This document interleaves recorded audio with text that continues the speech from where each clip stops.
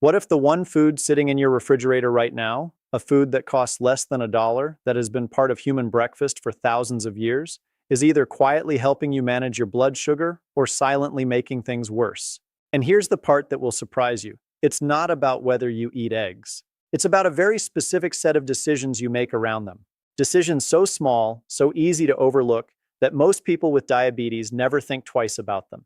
But those tiny decisions can mean the difference between a fasting blood sugar of 165 in the morning and a fasting blood sugar of 130 every single day. I'm Dr. Franklin, and I have spent years working at the intersection of nutrition science, aging, and metabolic health, specifically for adults over 50 who are managing diabetes and trying to live with real energy, real clarity, and real control over their numbers. Today, I want to have an honest, straight-talking conversation with you about eggs, not the version filled with old myths and outdated fears, but the version backed by current science and, more importantly, backed by real outcomes I have seen in real people. And I want to warn you right now, stay with me until the end, because I'm going to share a concept around egg timing that almost no one talks about.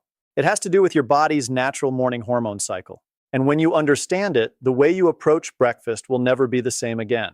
Before we dive in, I'd love to know, where are you watching from today? Share your city or country in the comments. I read everyone, and it truly helps me connect with this community.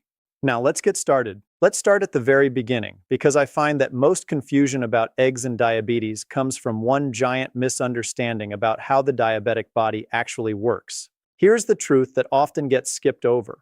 When you have type 2 diabetes, your body's first problem isn't necessarily that it can't produce enough insulin. In fact, many people with type 2 diabetes produce a normal amount, or even more than normal. The deeper problem is that the cells in your muscles, your liver, and your fat tissue have become resistant to insulin's signal. Your body is shouting the message, but the cells have turned down the volume. They've gone partially deaf. Now, why does this matter for eggs? Because what you eat for breakfast, specifically how much protein you pair with carbohydrates, has a direct and measurable effect on how sensitive your cells remain to insulin throughout the rest of the day. Here is what the research is consistently showing us. Eating high-quality protein in the morning helps reduce what scientists call the postprandial glucose spike. That's the sharp rise in blood sugar that happens after a meal. Protein does this in two powerful ways. First, it slows gastric emptying. That means food leaves your stomach more slowly, and sugar enters your blood more gradually, like a slow, controlled drip rather than a sudden flood. Second, certain amino acids in protein, particularly leucine, which eggs are rich in, actually stimulate the pancreas to release insulin in a more timely and proportionate way. In other words, protein helps your insulin response become more precise rather than chaotic. 2 large eggs contain approximately 12 to 13 grams of complete high-quality protein. Complete means they contain all 9 essential amino acids your body cannot manufacture on its own. And here's what makes eggs especially remarkable. Their glycemic index is essentially 0. They do not raise blood sugar by themselves, not by a single point. But, and this is important, that 0 only stays at 0 if you handle them correctly. The moment you start frying them in butter, stacking them on white toast, or pairing them with sweetened juice, that protective power begins to erode. Not because the egg changed, but because what surrounds it changed. Now let me address the elephant in the room, cholesterol. Because I know what some of you are thinking. You were told, probably by a doctor maybe 10 or 15 years ago, that eggs raise your cholesterol and are dangerous for your heart. And if you're living with diabetes, which already increases cardiovascular risk, you took that advice seriously. You gave up eggs. You switched to oatmeal and fruit. You thought you were making the safer choice. Here is what the science now tells us, and I want you to hear this clearly. For the vast majority of healthy adults, including most people with type 2 diabetes, dietary cholesterol, the cholesterol you eat in foods like eggs, has a minimal effect on your blood cholesterol levels. The bigger drivers of harmful LDL cholesterol are refined carbohydrates, added sugars, and trans fats, not eggs. In fact, research published in the American Journal of Clinical Nutrition found that whole egg consumption improved what scientists call cholesterol efflux capacity. That is the ability of your HDL, your good cholesterol, to actually remove harmful cholesterol from your artery walls and carry it out of your body. And a 2025 randomized controlled trial from the same journal found that when 2 eggs per day were eaten as part of a diet low in saturated fat, LDL cholesterol actually decreased compared to a high saturated fat diet without eggs. What that tells us is something very important. The problem was never the egg sitting in your refrigerator. The problem was what we were cooking it in and what we were eating alongside it. What does that mean in plain English? The egg you gave up might have been your friend all along.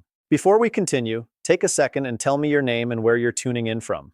I genuinely want to know who I'm speaking to and supporting here. I want to tell you about a patient I'll call Mary because her story illustrates this perfectly. Mary came to me at 71 years old. She had been managing type 2 diabetes for nearly a decade. She was sharp, disciplined, and deeply committed to doing everything right. But her A1C had been sitting stubbornly at 8.0% for 2 years, and her fasting blood sugar rarely dipped below 158 in the mornings despite her medications. When I asked her to walk me through her daily routine, she described it with a kind of quiet pride. She woke up at 6:30, took her medication, and made herself what she called a heart-healthy breakfast: steel-cut oatmeal with a tablespoon of honey and half a cup of blueberries. A glass of cranberry juice she had bought from the health food store because it said no added sugar on the label. Sometimes a small whole wheat muffin that she baked herself. Now, Mary had done her homework. She genuinely believed this was a responsible, diabetes-friendly breakfast. And I had to tread very carefully because I did not want to dismiss the genuine effort she had put in. I asked her to do something for me. I asked her to use her glucometer to check her blood sugar exactly 45 minutes after breakfast, then again at 90 minutes. She came back the following week with her log. At 45 minutes, 214. At 90 minutes, 198. Every single morning, that breakfast was launching her blood sugar past 200. The oatmeal, even the steel-cut variety, was breaking down into glucose quickly in the absence of protein. The honey was adding pure, simple sugar. The no-added sugar cranberry juice still contained 24 grams of naturally occurring sugar per cup, with zero fiber to slow it down. And the whole wheat muffin, despite its wholesome reputation, was delivering another rapid carbohydrate load. Her body was working overtime every morning before 8 a.m. Here's what I proposed. No dramatic overhaul. No long food list. Just one foundational shift. Replace the oatmeal and juice breakfast with 2 eggs cooked without oil. More on that in a moment. Paired with half an avocado and a generous handful of sautéed spinach or sliced tomatoes. That was it. Same medications, same walks, same everything else. 3 weeks later, Mary came back in. She pulled out her glucometer log without me even asking. Her 45-minute post-meal reading was now averaging 138. Her 90-minute reading was averaging 124. She looked at me across the desk and said, "Dr. Franklin, I feel like someone finally turned on a light in a room I've been trying to navigate in the dark for 10 years. After 4 months, her fasting blood sugar had dropped to an average of 131. Her A1C came down to 7.3%. Her total cholesterol actually improved. And she told me she had more energy after breakfast than she'd had in years because she was no longer riding that blood sugar roller coaster every morning, crashing hard by 10:30 and desperately hunting for a snack. That is the power we are talking about. And the solution was sitting in her refrigerator the whole time. Now let's get into the practical part, because here's something I tell every patient. Knowing that eggs are beneficial is step one, but how you prepare and pair them determines whether you actually experience that benefit. First, how to cook them. The gold standard for blood sugar management is eggs cooked without added fat.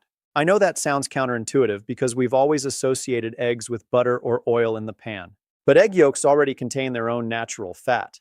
In a non-stick pan over medium heat, 2 beaten eggs will cook beautifully in about 2 to 3 minutes with 0 added oil. Boiled eggs are equally excellent. You can hard boil a batch of 6 on Sunday night. They keep perfectly in the refrigerator for 5 to 7 days. Peel 1 or 2 in the morning, pair them with vegetables and avocado, and your breakfast takes 4 minutes. Poached eggs are wonderful too. No oil whatsoever, just water with a small splash of vinegar. What you want to avoid is frying eggs. Even a small amount of oil or butter at high heat adds unnecessary fat and calories. Second, what to pair them with. This is where the real magic happens. Avocado is the single best companion for eggs in a diabetes-conscious breakfast. The monounsaturated fats help slow digestion and reduce the glycemic impact of anything else you're eating. Spinach is another excellent choice because it is rich in magnesium, a mineral strongly linked to insulin sensitivity. Tomatoes, bell peppers, onions, and mushrooms are also fantastic additions. What should you avoid pairing with eggs? White bread, flour tortillas, sweet biscuits, hash browns, sugary ketchup, orange juice, processed deli meats like bacon or sausage. These additions either spike blood sugar directly or increase inflammation-promoting fats and sodium. Third, and this is the part almost nobody talks about, timing. There's something called the dawn phenomenon. In the hours before you wake up, your body releases hormones like cortisol, glucagon, and growth hormone. These hormones trigger your liver to release stored glucose into your bloodstream. For people without diabetes, the body adjusts. For people with type 2 diabetes, this can significantly elevate morning blood sugar. Here's why eggs matter. A high-carbohydrate breakfast layers another glucose load on top of that morning spike. A high-protein breakfast helps stabilize it. The practical takeaway? Eat your eggs within 30 to 60 minutes of waking up. That timing matters. Now let me share one final strategy. I call it the evening egg strategy. A patient of mine named Robert, age 66, had fasting blood sugar consistently between 145 and 165. He was already eating eggs for breakfast. But his dinners were heavy in rice, pasta, and bread. I asked him to replace those dinners 3 nights a week with a 2-egg vegetable omelet and a green salad. No bread, no rice, no late-night cereal. 3 weeks later, his fasting blood sugar dropped from 158 to 137. That's the kind of targeted impact food can have. Now, an important note, if you are on insulin therapy, changing your meal composition significantly can affect your blood sugar response. Talk to your doctor before making major dietary changes. Let me quickly summarize the 5 biggest mistakes people make. Mistake 1, cooking eggs in oil or butter. Mistake 2, pairing them with refined carbs. Mistake 3, drinking juice alongside them. Mistake 4, throwing away the yolk. Mistake 5, eating them too late in the morning. Here is your simple plan for tomorrow. Wake up. Within 30 to 60 minutes, prepare 2 eggs.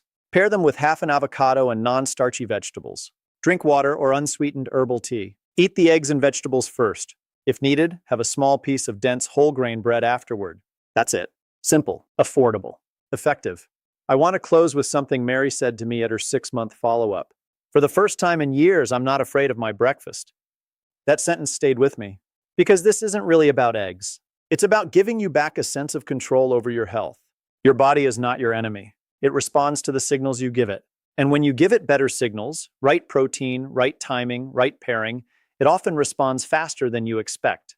This video is for educational and informational purposes only. It is not intended as medical advice and does not replace the guidance of your personal physician or healthcare team. Always consult your doctor before making changes to your diet, especially if you are taking medication for diabetes or any other condition. I'll see you in the next one. Take care of yourselves. You deserve it.